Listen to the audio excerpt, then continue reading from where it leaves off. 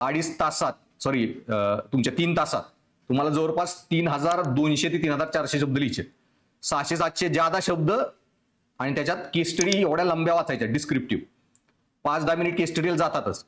जर डबल वाचावे लागले ना केस स्टडी मेला. त्यामुळे एकदाच वाचताना इतकं डोकं शांत ठेवायचं आणि वाचता वाचताच गोष्टी अंडरलाईन करायच्या, ज्याला ते म्हणतात शॉर्ट अनालिसिस. वाचताना स्ट्रेंथ काय, विकनेस काय, अपॉर्च्युनिटी काय, थ्रेट काय, काय मर्यादा आहेत, कुठली गोष्ट फॅक्ट आहे, कुठली अजम्पशन आहे, सगळं एकदाच वाचून टाकायचं.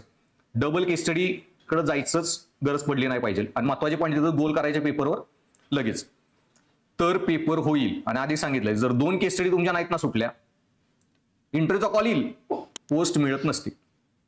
पोस्ट पाहिजे असेल शुअर शॉट, एकही प्रश्न एकही केस स्टडी राहिली नाही पाहिजे.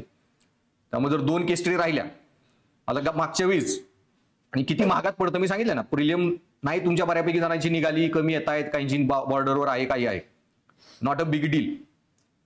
पण प्रिलियम निघून मेन्स नाही निघाली ना, आधी सांगितले, तुमच्यासारखा मग महामूर्ख कोणी नाही, सोप्या शब्दात.